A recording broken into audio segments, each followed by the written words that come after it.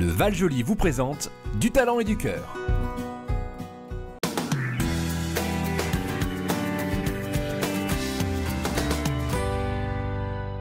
Aujourd'hui, je suis à Lille et c'est Cédric qui nous a donné le prénom de Christophe. Christophe, pour qui la solidarité se vit même à domicile.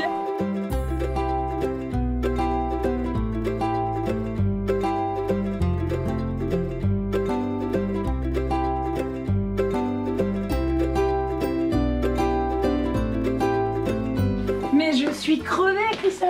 Elle est immense cette maison. 3 étages. Et alors en fait, explique-nous. On est ici, qu'est-ce que tu fais en fait? Alors, on est ici chez moi, dans la maison, une résidence principale.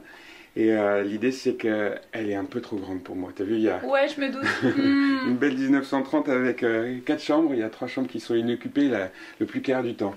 Et du coup, tu as créé la petite maison solidaire. Vas-y. Une façon simple de partager ce surconfort. Ouais. Donc, j'aurais pu héberger des gens qui en avaient besoin. Ouais. J'ai pas eu ce courage. Et donc, je suis passé par le biais d'Airbnb en accueillant des touristes. Tu sais quand est-ce qu'ils partent. Ouais. Ils vont rester 2 jours, une semaine. Et avec l'argent que je récolte, je peux agir contre le mal logement. Non mais c'est génial, donc en fait l'argent que tu as par les locations de touristes ou autres, tu le reverses sous forme de dons en fait. Exactement. Pour pouvoir payer des loyers à des familles en fait qui n'ont pas les moyens. Voilà, et l'équation financière est magique.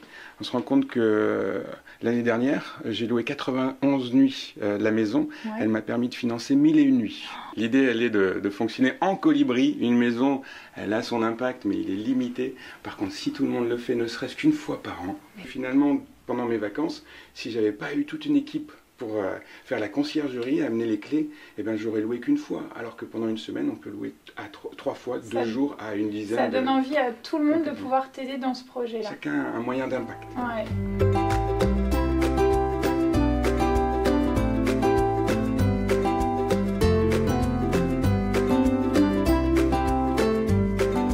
En fait, Christophe, avec ce petit livre, que c'est ta fille qui a fait ça, on comprend pourquoi tu as eu cette idée-là. Tu peux nous raconter un peu? Eh bien oui, on peut dire que la maison solidaire est née sur une petite tristesse. Cette maison s'est vidée tout au moins une semaine sur 2. Donc j'ai eu beaucoup de temps et je me suis mis à marauder autour des bidonvilles. Et là, un jour, mon binôme de maraude s'est retrouvé menacé par la rue. Et ça faisait longtemps que je cherchais comment partager le surconfort que j'avais une semaine sur 2. Et là, la question s'est posée plus précisément.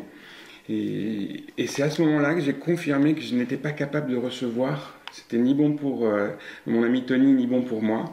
Et j'ai fait intervenir le 3e acteur, le touriste.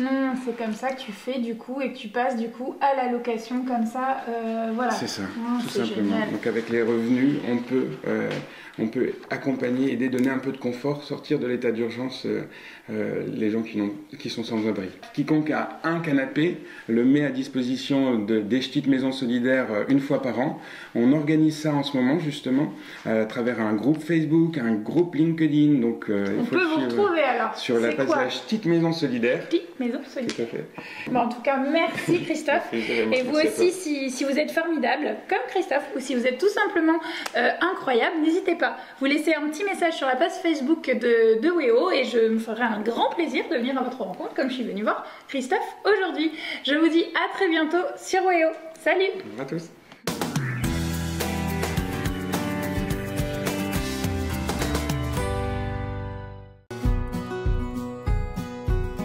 Le Val-Joli vous présente du talent et du cœur.